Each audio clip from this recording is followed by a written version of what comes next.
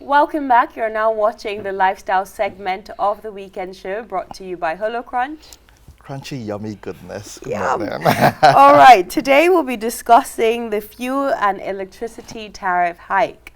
We all know that the electricity distribution companies across the country on Tuesday began the implementation of a new electricity tariff regime. In press statements issued on Monday, the distribution companies notified their customers of the commencement of the new charges. Last week, Premium Times had reported that the Nigerian Electricity Regulatory Commission, NERC, directed the DISCOs to maintain a 4 naira tariff for all customers consuming less than 50 kilowatts of energy per month. NEC said the electricity tariff reviews will only follow service-based principles and prior consultation with customers. According to a statement issued on Wednesday by James Mormont, the chairman of NEC, under these supervised principles, DISCOs will only be able to increase tariff rates for customers when they consume more than the hours that had been stipulated. Joining us on today's program to talk about both the electricity tariff hikes and the fuel prices hikes, which has caused a lot of controversy on social media, we have Aliyu, Ilias, the Executive Director, Save the Customer. Welcome to the Weekend Show. Thank you so much. Also my pleasure to introduce Comrade Okpanachi Jacob. He's an activist and a public affairs analyst. Welcome to the Weekend Show. Thank you. Aliyu, let me start with you. Thank you. What are the implications? I feel like President Buhari's government has sort of just bombarded Nigerians with, first of all, the electricity tariff hike, then the fuel prices hike. So what are the implications of this on everyday Nigerians, the most vulnerable of us in society? Honestly, I think government does not really see the multiplier effects of increase in electricity tariff and also fuel price, because if they look at that critically, it affects all facets of business, life generally, simply because if you increase these prices, it's going to have a multiplier effect on consumer. And I want to think NERC is celebrating poor performance of DISCOs. How? I think it was in 2015, it was agreed in the performance agreement that they will meter everybody, and by the time they meter everybody, everybody will now manage how they use this electricity. Not that you won't do your part, then you now bombard Nigeria with increase in prices. I think this is uncalled for at this point in time. Looking at the situation we are in Nigeria, the purchasing power is very, very low. People are on furlough. They cannot even pay their salaries, and you are increasing all this. I think government needs to go back to the drawing board and do something immediately to withdraw this increment at this point in time. It is very, very important. So about 2 years ago on this show, we had the PRO of one of the DISCOs, the Abuja Electricity Distribution Company, and he spoke about how we are not paying enough for the electricity which we want. Also, with the World Bank loan for the electric power sector, we agreed that the pricing should be reflective. And so this is something we knew about before now, and power supply reasonably in some areas have improved. My question, however, Comrade Okpanachi, is that why should certain people pay higher than other people when these are meant to be social amenities for everybody? Why should I pay more because I have light more regularly, not because mine is higher than others? Why do certain people have to pay more while others don't? Well, I think that's the lapses that we observe when there is inconsistency in the application of government policies. And you see, why do I say this? You can't increase tariff in disjointed manner. In an economy that some people, or most part of the economy, is still living below the average poverty, below $1 per citizen, as it is, per day rather. And you have an economy where everybody depends on the electricity and petroleum, as it were. Both of them are important. If you are into a micro business, you need electricity, you need petroleum. Both of them are working hand in hand because of inefficiency in the system. What is the inefficiency? If we have our downstream sector deregulated as it should normally be, we wouldn't be talking about this. What they are doing is not even this deregulation as they claim it is. This is price fixing. You cannot have the government being the one producing and selling and tell you they are deregulating. NMPC is the one producing. PPRA are the one regulating the prices. PPMC distributes it. So what is deregulation there? Now, coming to what you have asked, it is unfortunate that we have found ourselves in this. And it shows that the government face is not on the people. If it were, they would have known that at this point in time, not even after a COVID-19, where the palliative did not even get to citizens as it is supposed to. We are having a lot of people comparing Nigeria with other countries. Some people did comparison with South Africa. You can't tell me that even if South Africa is buying fuel at a particular price, you don't have light trip off in South Africa. So why are we doing this comparison? Nigeria is supposed to be far, far beyond where we are. I don't think it is necessary for any price fixing as it is for now. Because one, we are just coming out of the, we have not come out of the pandemic. We are still in the pandemic. And people are told to stay behind. The business time schedule for each Nigerian is limited. And the avenue to even invest is not there because there's no good ground for investment as it were. So the resilient citizens of this country are just driving the economy in their own minute and micro way. So you're saying it's about the timing, not about the changes. Is that what you're saying? Both the timing and the changes are not even good. Comrade, speaking about the coronavirus pandemic, we saw the economic effect it's had on global economies, not just Nigerian economy. So based on this, isn't the Nigerian government right in looking for more ways to generate revenue for the nation? Well, it shows that there have been lapses in coordinating the government affair before the pandemic. I think every government is supposed to have risk evaluation and know that we are supposed to save for the future. As I'm telling you, our foreign reserve is having some red signal.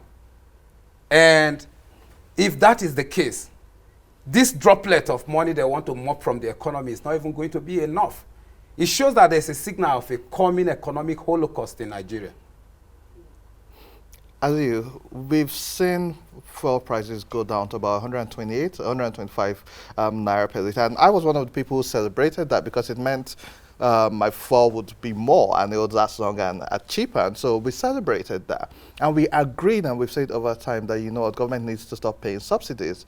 And we were also informed that the prices will change depending on what the market dictates. Now it's gone up to 150 plus. And we are complaining. Do we expect the government to go back to paying subsidies whenever the prices go higher than we expect it to? Well, I think let's look at it from force majeure perspective, because it's two-way thing now. First and foremost, this is act of God that happens, and a serious country that really take citizens, really mind how citizens live and their well-being should know that at this point in time, if at all, there's no time we need subsidy like now ever before in Nigeria. So if you are saying we want to deregulate, you want to go back, this is the wrong time to do that. And perhaps when this government came on board, they said every year each refinery will be coming on board. So that means there is no plan to really solve this problem. We are living on a rentier state in Nigeria, whereby everything we have, we take it outside, produce it, and we bring it inside and sell. So now the thing is, government is not doing the right thing, because the promise is that we are going to fix, how can we have something, we export it, then we also bring it in, and the seller determines the price and everything. So the thing is, at this point in time, if there is need for subsidy, this is the right time for subsidy, when everybody is having challenge. And the thing is, it's as if these governments are not living the same climate with us, because I wondered, because if you know the multiplier effect of what you have just done, it's a very serious problem to micro, small business, women selling in the market and what have you. Because once you increase fuel, it's like a life wire to every home, every business and what have you. So the thing is, government need to look into that and do something very quick. Because it wasn't up to this the other time that everybody entered the street and started complaining. So government need to do something very urgent to bring that. Because if you are giving me palliative, so to say, I am also buying fuel at that very rate. I think it's very wrong. So I think consumers are feeling it, and it's getting worse day by day. No work, no support from government, everything is going worse. I think government needs to do something very, very important. And for electricity, I think, like I always said, I think most of our regulatory body are serving the discos compared to the consumers, because they are there to really make sure there is a shock, there is how to balance it, that consumer will not feel those pains. Because our NAC just invited the stakeholder on Monday. Imagine, you have increased the tariff and you are inviting us on Monday for discussion. I just wonder, what's the meaning of that? You've not engaged anybody while you are doing this, how you are doing it, and now you are inviting, we have been invited at Save the Consumers to be at the meeting on Monday. I just wonder. So you are not going, carrying out along the stakeholder, you are serving those people that are supposed to regulate. I think it's pathetic. Government needs to do something about it. Aliyu and Comrade, when I listen to you speak, your thoughts and your comments definitely resonate with the general consensus of the public. However, I wonder if this feedback is in line with the proverbial child that doesn't necessarily realize his or her parents are broke and they continue to spend lavishly and continue to live, you know, with a false sense of pretense that their parents are actually very wealthy. Nigeria, are we wealthy enough to continue to sustain these economic subsidies that we're trying to employ in terms of electricity tariffs and fuel prices? Isn't this a step the government needs to take in order to salvage the economy? Well, you see, there's a problem here. And the problem is that we try to interchange the responsibilities of government with the responsibilities of citizens. How are we attempting to do this? It is not for the citizens to plan for the government. The government is supposed to plan for the citizens. And that's why people cast their vote at elections believing that the government in power, or whatever government is going to come to power, will be able to give the deliverables of governance. And what are the deliverables of governance? To make sure there is a conducive working environment for the citizens. Nigerian citizens are a very resilient set of people. They don't need money from government. They need a good working environment. That is the least we need from the government. But, you see, it is funny that they have, in corruption, dragged the country to its feet. And you want the citizens that never took share in that corruption to pay for it? I was here talking about NDDC and NEDC some times ago. And if you look at the whooping amount that have been taken, nobody have been charged for anything. For instance, in 2019, as at September thereabout, subsidy had 2,000% increment from what it was as at the same time 2018. Now, what has happened? Has the number of users doubled? And if it did, how did it come about? But this is why they've said, you know what, we wouldn't pay the subsidies anymore. You have insisted. And like I said earlier, when the prices dropped, we celebrated it. And we were told clearly that depending on the market, now inflation has increased, the dollar rate has increased. And so globally and even locally, prices have changed and will change. And so now it has happened. What we've been asking of and asking for is remove subsidies, let the market dictate. Now that has done, what does that say about us, the citizen, who have asked for this? The government has said, let's do it your way. Then it increases. And we want better fuel supply. We want better systems to work. But we are not ready to commit the funds. What does that say about our position as citizens? And before you answer that, let me open up the phone lines. The number to call is 080-537-89021. That's 080-537-89021. We want to hear from you because the Weekend Show is a platform where we love to hear from everyday Nigerians on the issues that are bothering them. So, yeah, go ahead and answer. You see, there's a communication system. And once the communication system is shunted, there is going to be crisis. The Nigerian citizens are not effectively communicated on their governing by the people in power. Let me tell you something. Subsidy was removed in 2016. Wasn't that what we're told? But as at 2018, 2019, subsidy were already being paid without citizens knowing. So what has happened with the removal and the attendant payment that followed? So You see, the government is the one at fault in all these things. So this becomes an accountability It's issue. accountability issue. That's what we're talking about here. You can't have removed subsidy in 2016, 2017, 18, 19, reflected in the budget that we were still paying subsidy. So government should go and ask the people that have taken the subsidy so far and return the dutifully the money that belongs to the citizen back into that until they are able to rectify what will make them independent. What is going to make them independent? Our refineries must be working. We have about how many? Up to 6 modular refineries that have been promised. Where are they? The refineries are gulping a lot of money on services. Yet, we are not being able to meet domestic needs. And if we continue like this, there's going to be a problem, like I said. How is it going to be a big problem? There's a spillover effect whenever you increase fuel pump price. What is the spillover effect? Citizens can no longer transport. If you go to Nyanya this morning and you want to come to town, it has reflected. If you want to take a drop from one point to the other this morning, it has reflected. And the government is still supposed to cushion this effect. Are there palliatives provided for the citizens before you are shunting process of communication? Are the stakeholders of the beneficiary dutifully informed on your steps? What are the steps to have been taken? We have the organized labor. We have the youth and student movement, the youth council, NANS, civil society groups. Have you consulted with them? Because these people mirror the society to you, just like they mirror you to the society. Now, if the government does not even have the feeler of what the economic situation is, there should have been what I call policy impact assessment before launching into doing this. Let's put a pin in that. We have a caller. Your name and where are you calling from, please?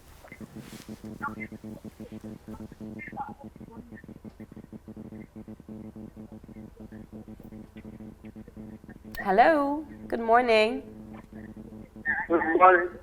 Yeah, turn down the volume of your TV set and tell me your name and where you're calling from. Michael.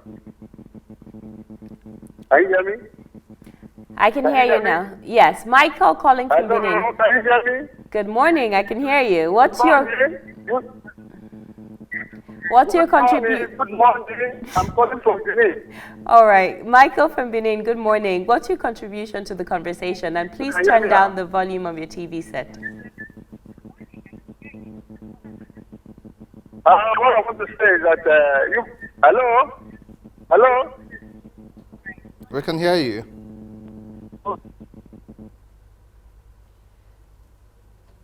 All right, it seems we lost that caller. He couldn't hear us clearly. I'll ask you, Aliyu, the same question I had asked Comrade. Are Nigerians,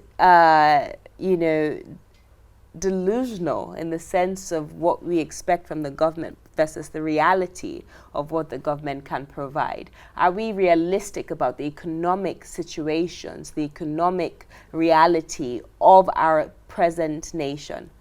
Well, just like the example I gave to you that NERC increases tariff. I'm just want to. I'm so sorry, Aliyu. 1 second. I can hear a caller in my talk back. Good morning. Your name and where are you calling from? My name is Babangida. I'm calling from Abuja. How are you today? Very well, thank you. Good morning. What's your contribution to the conversation? Simple. Why are we talking about this for other things? What business do we have with inflation for products? Governments have been coming and raking in havoc on us in the name of importing food. And when you hear the argument about all these increments or the landing cost and what have you, why are Nigerians? I don't know. Are we understating Nigeria? People should be thinking about why are we even importing this thing? When the president takes power, promising that he'll fix the finance. If you don't fix in 5 years, for God's sake, what will you do next? Why are we so desperate to hold down to power if we cannot rule? Please, the countries that we have been following, countries that we have been wishing to be with, when people they walk away. This is a land of 200 million people. We don't have any business in contemporary. So why are we even wasting our time sitting down and discussing this? The discussion should be one, why are we importing fuel in Nigeria? Simple. The other guy talked about We lost him. Let's let Aliyu finish. All right, what just was like saying. let me take it from what he just mentioned. Why are we importing fuel? That's the number one question. And like I said, this present government promised that there will be refinery every year. They will be working on this refinery every year. And also, the Nigeria government don't really take citizens serious. If they take citizens serious, just the example I'm giving you, you've increased a particular tariff, you are now calling the stakeholder for a meeting. I think that's how government in Nigeria runs. You carried out some decisions without factoring in people you are governing. Then you want them to react, and I think that's why I said the major thing we want them to do is just reverse all these things. Because you can't give us a combination of the reality of COVID-19, then you want to also increase, how do you want so us to survive? So you haven't answered my question. Yes, my please. question is, are Nigerians realistic about the current economic situation of our nation? You're asking the government not to increase electricity tariffs. You're asking the government not to increase fuel prices. Are we realistic that Nigeria, as of today, is not an economically buoyant nation? We are very, very realistic. Because everything we do in Nigeria, we expect every government to plan. And when you plan, we expect you to keep executing your plan. Have they actually executed all the plans? Just like I said, they've not done that at all. So the reality is that Nigeria is not asking for too much. How many Nigerians work with federal government? We only want enabling environment for us to really, really thrive in whatever we are doing. So realistically, we are very, very realistic as a citizen of Nigeria. The government is the one that is not factoring in all these things to really carry out these activities. Now, fuel subsidy, you came in, you did not remove this fuel subsidy as at maybe a year back. Now that the reality of COVID-19 is there, it's now you want to remove this fuel subsidy. Now that you're supposed to bring in palliative from different, so it that means you are giving us palliative in one hand and really taking everything with the other hand. So okay. What is that? I think we have Stephen from Lagos on the phone. Hello, Stephen, can you hear me? Hello? Hello, can you hear me? Good morning, everyone. Okay, your name and where you're calling from, please. My name is Steven. Okay, your contribution? I can hear you. My name is Steven. I'm calling from Yaba. Okay, go on. Okay. Thank you all for your conversation this morning. But, fuel, electricity, and tariff hike. This is not new to Nigeria.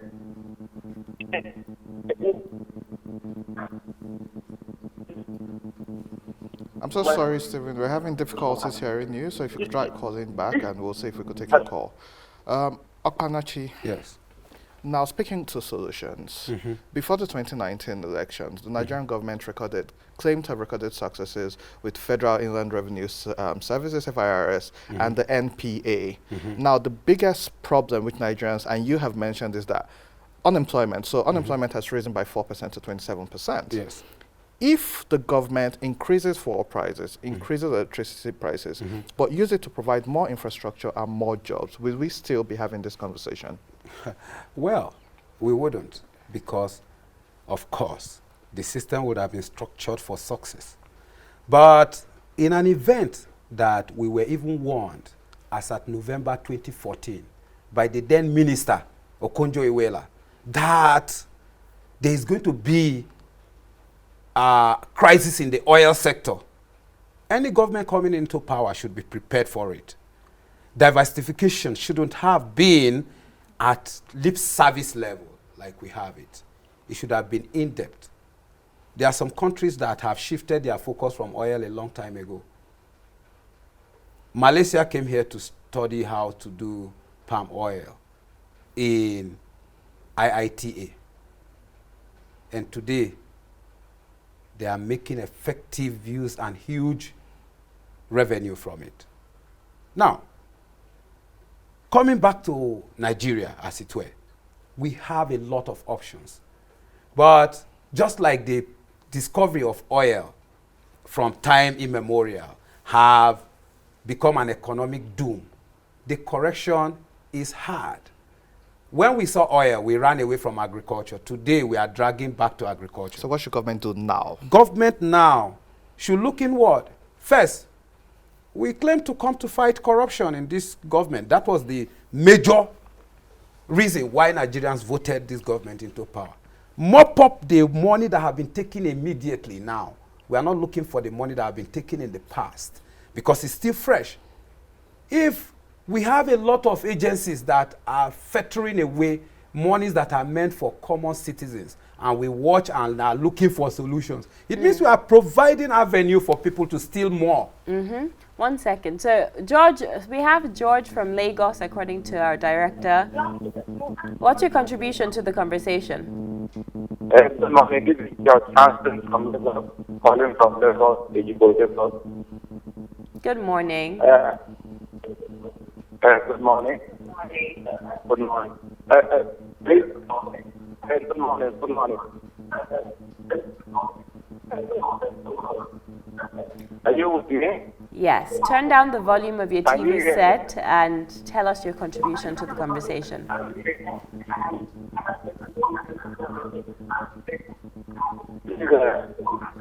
would like to say that this project. We're so sorry. We're having some technical difficulties with our phone lines. We want to hear all your thoughts and contributions.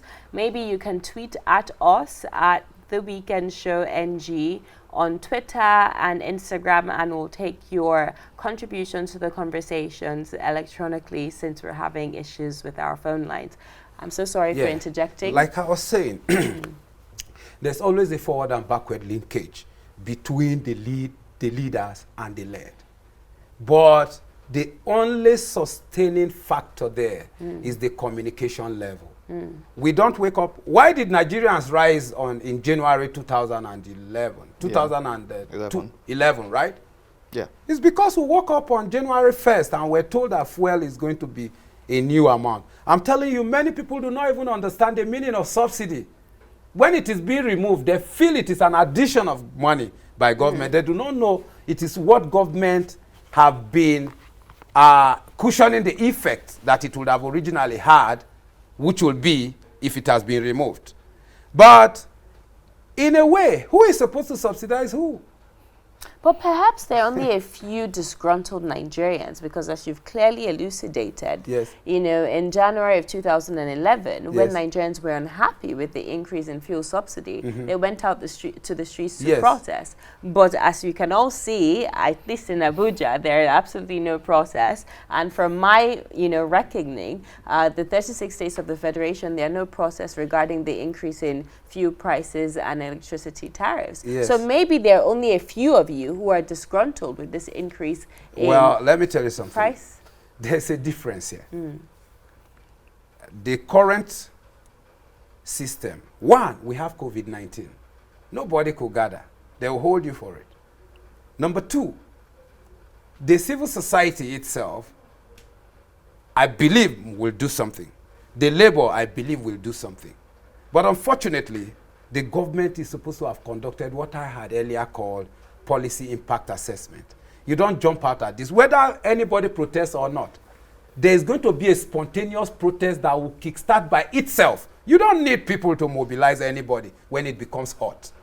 Poverty level has actually increased compared to that time. So I think the poverty level has even deepened and weakened people the more. So when you expect people to even politize, he alluded, the situation of the country, the COVID-19 and what have you, has really, really deepened that. But I assure you, 80% of Nigerians felt, what is 80? Over 90% of Nigerians, because these people making this decision, they are just few of us, and they are not sensitive to people's plight. So I assure you, the poverty level has increased. If you look at the poverty index rate, we are becoming capital of poverty in the whole world. So the thing is, government is not sensitive about people, and what they are promised, just lip service. They are not doing all these things with the interest of people. Let's look at basic economy. You have to balance every sector of the economy. You won't say because you want to create employment, you will not fix infrastructure. Because you want to create infrastructure, you won't work on the health structure. So this thing is holistic, and that's why we need people that are competent to really manage this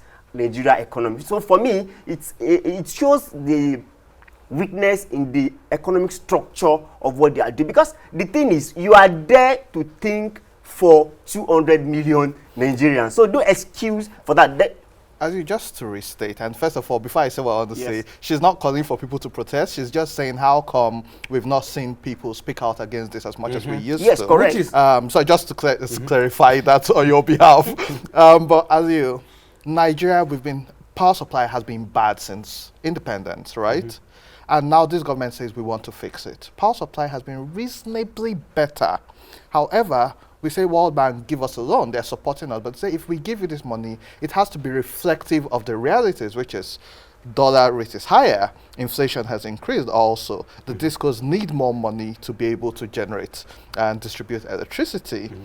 So, with what they have done, it is to provide better electricity for the people. Maybe communication is the problem, but how do you feel the government needs to accommodate the people and fix this solution so that they understand better and it doesn't look like it's a problem attacking Nigerians? If you ask me, I think this whole electricity issue need to be revisited.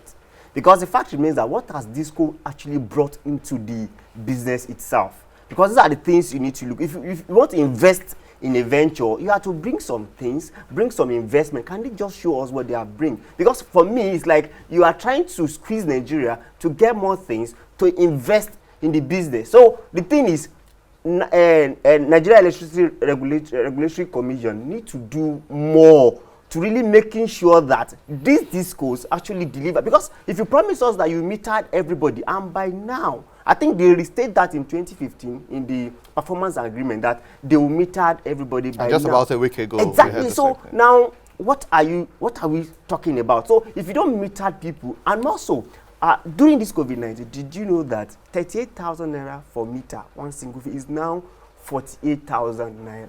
Do you see that? So what are we looking? Everything is getting hiked day by day without conscious regulation of this disco. So I think it's government that is still tolerating this poor performance from these discos. Because if you come into business, we expect it. Okay, let's look at GSM, for instance. We have seen what has happened there. Government really freed themselves and things really work well. So what is working well here?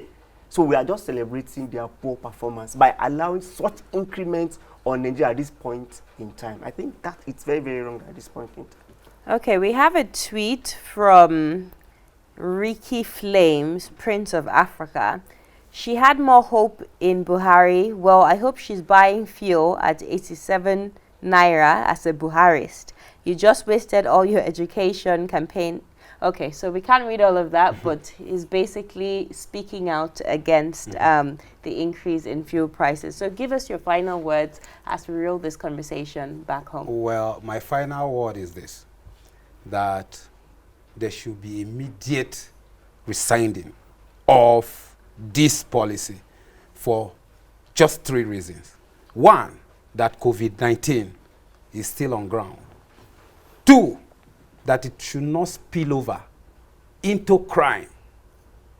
3, that citizens should not be forced to move by themselves, not by leadership of organized labors, because there's a shunt in communication of what is happening. And the citizens are gagged economically. And when you have pressured a man to the wall, he will turn. You cannot force him through the wall. Nigerians are just inches away from the wall. Government should realize that on time before it gets out of hand. If it is not organized, it cannot be controlled.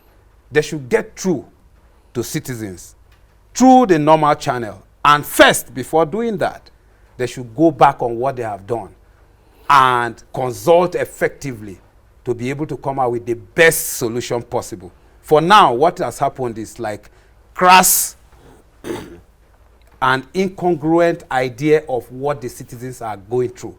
and it must be reversed. If not, well, your guesses will be as good as mine. Okay. Aliyu, your final words. Thank you. Consumers are feeling this right away. So the thing is, government should look at the multiplier effect of this on rent, on transport, on school fees, and a lot of things. So because of this, government needs to urgently reverse this thing to the state it is before and provide a better means to do this. The main aim of electing this government or having government is for government to cushion any challenge, any shock that the economy can come to. So the thing is, finally, consumer want government to really reverse this decision on fuel price and electricity tariff. At least we need a better, we need to live better in Nigeria, especially during this period. Aliyu, comrade, thank you so much for joining us in today's program. We'll take a short break right now. When we return, there's more on the lifestyle segment of the weekend show. We have a fitness and health coach in the building, Limo Dennis. She'll be walking Andy and I through some exercises that keep us fit and, you know, proper for this COVID-19 pandemic. So don't go anywhere. It promises to be a very engaging segment.